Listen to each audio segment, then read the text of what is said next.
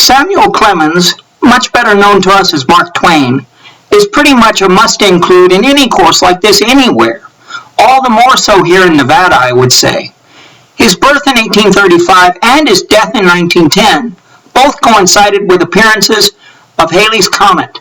Hence his famous notion that these two abominable freaks, they have come in together, they must go out together, and they did. In between, he spent his early life in Missouri and became an expert riverboat pilot on the Mississippi River. He also captained a number of boats. He often said that, quote, "A riverboat captain is as much a potentate as any potentate in the universe apart from God." The Mississippi River, the rhythm and action of traveling down it, and the people that lived along its banks populated much of his work for the rest of his life. He came to the newly established Nevada Territory in 1861, along with his brother Orion Clemens, who had been appointed territorial secretary. Mind you, at that point he didn't have a wide variety of choices, considering he was wanted for desertion by both the Union and Confederate armies. His career in journalism began in Virginia City, at the Territorial Enterprise. He covered all aspects of the then booming Comstock Lode, the goings-on in Virginia City, and the fledgling territorial government in nearby Carson City. Now, when I say he covered events, let me be clear that he was a journalist and brought people the news. However, as I'm sure you could see from the reading for today, he didn't just deal in strict who, what, when, where, why, and how. His readers wanted more than that. They wanted to be entertained without being actively misled. Mark Twain brought those notions into stories like The Jumping Frog and Roughing It. The notorious Jumping Frog of Calaveras County is structured as what's called a framed narrative. That's a story within a story, which is related to us by one of the characters in the main story. If you've read, for instance, Chaucer's Canterbury Tales, then you've seen this style of story before. The character of Jim Smiley guides us through the story. But remember, as he tells us, it's not really his story. He just happened to hear it from a friend who was actually involved. The story itself is fictional. There's no denying that. All the same, some parts of it may be real. We don't know. Like I said before, disagree if you want to, just don't hit me. But I would argue that with a story like this and a writer like Mark Twain, what's true and what isn't is kind of beside the point.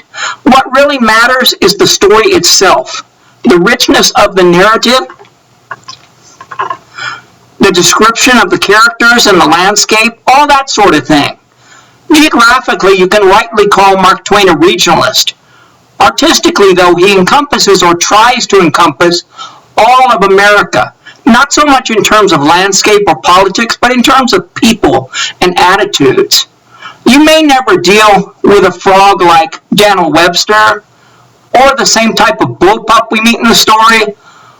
All the same, I'd be willing to bet that you've run across somebody like Jim Smiley at some point in your life. I know I have. Roughing It, which was written in 1870 and 1871 and published in 1872, is a prequel to his travel book, The Innocents Abroad. It's a semi-autographical account of Twain's travels in Nevada and California between 1861 and 1867. Again, account meaning some of it's true, some of it's not true. Good luck trying to tell which is which. And all of it is told in Twain's particular way. We know he used his own memories as inspiration, and that he reread his brother's diaries before he started writing Roughing It.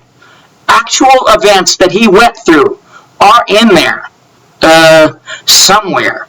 I leave it to you to search for them as you will, and make your own determinations of where you find them and what impact they have on your understanding of the story and Twain himself. For me, trying to determine that kind of truth in Mark Twain is a bit like debating the literal truth of the myths of ancient Greece and Rome. In each case, the important thing isn't so much in finding the literal truth as in finding the life lessons contained within the narrative. You don't have to agree with that idea, but I think it may serve you well, especially as we head into Huckleberry Finn. Thank you again for your time and attention.